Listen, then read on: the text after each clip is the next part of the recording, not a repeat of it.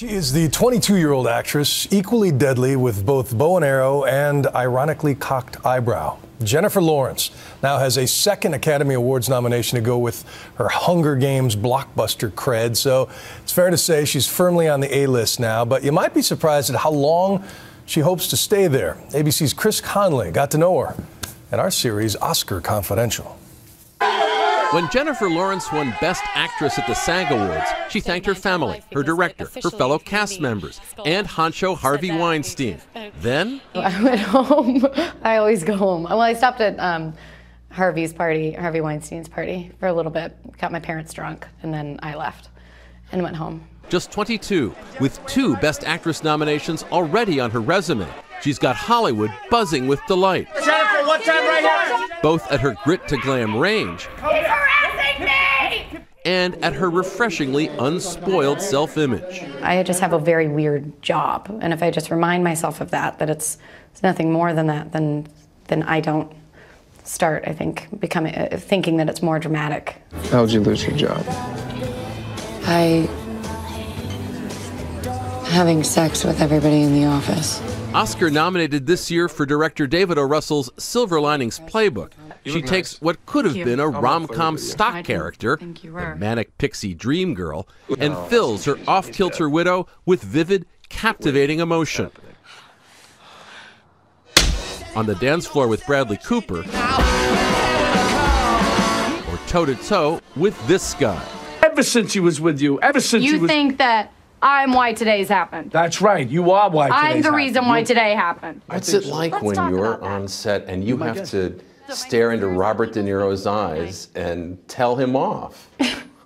Nerve-wracking. I'm really bad about reading scenes before, and so I was trying to memorize it in the hair and makeup trailer, and I was like, oh my God, I'm gonna be screaming at Robert De Niro and I'm gonna be messing up my lines, and fortunately the adrenaline kicked in and I remembered. You had to just memorize that in the hair and makeup trailer? Yeah. And all you were doing was saying it to one of the greatest actors in the history of American cinema? Stop saying it, I already feel really bad. I already feel terrible, God. Yeah, I didn't plan it. Well, I guess that was the problem, I didn't plan it. She grew up in Louisville, Kentucky, youngest of 3, spurning the sports her brothers loved. An irrepressible, spontaneous performer from the get-go. My dad actually started working at home when I was, I guess, 6. So I would dress up as a clown or a ballerina every single day and go down. My dad's trying to work and I'd be like, wait. Anytime he'd look away and I'd be like, watch. And put on a new show, or I'd dress up as a person and knock on the door and be like, hi, my name's Judy and my car broke down. Can I use your phone? And yet none of us ever assumed I would be an actress. At 14, Jennifer and her mother took a spring break trip to New York City. She was spotted by a talent scout. I had already caught the bug. It was the first time in my entire life that I felt like I 100% was made for something and that I could be good at something and that I understood something, because I had spent so many years being lost in school and feeling stupid. I'll find him. Girl, I've been looking. I said I'll find him.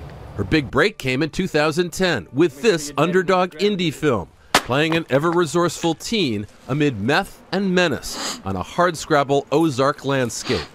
I'm still auditioning for things and I'm still like, am I good at this or do these directors just like me? And then Winter's Bone happened and they loved the movie, and then a couple years later we were at the Oscars and it was just unreal. The critically hailed drama earned Lawrence her first Oscar nomination. Never ask for what ought to be offered. But when she was offered more roles in flannel, she flipped the script. We did an Esquire shoot. I got in a bikini and danced around and got that out on the magazines, and that helped. So that actually helped, dressing like that and doing those sort of... I guess. I mean, that's why I hire professionals. She was drop-dead gorgeous enough to be cast in X-Men First Class. Mutant and proud. Requiring layer upon layer of blue paint to be applied each shooting day. Well, I have no modesty left. I was either standing or sitting on a bicycle seat while 7 women painted me everywhere, and it was horrible. But I can't wait to go back. To fans of the Hunger Games, Lawrence is indomitable, emotionally torn Katniss Everdeen, heroine of what will be a movie trilogy.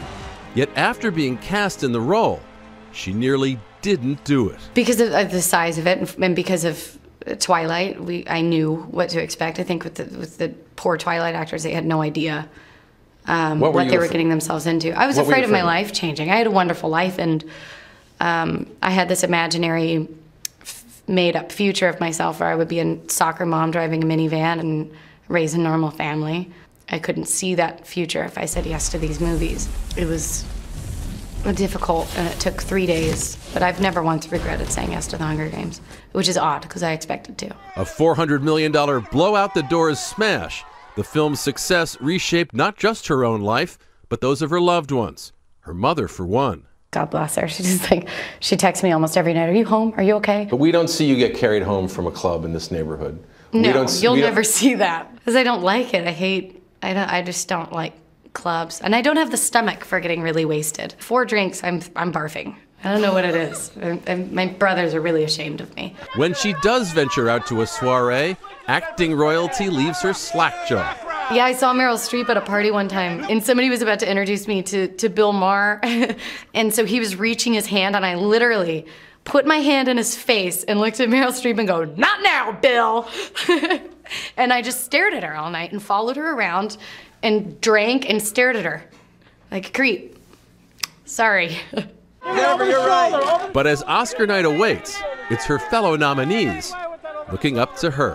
What happens when you run into younger actors now, like 14-year-olds or, Quavangenet or somebody like that? What's it like to talk to people who are where you were like 4 or 5 years ago? It's amazing. It's really fun. And then there's also like a sense of relief because it's like, oh God, I'm not going to be relevant forever.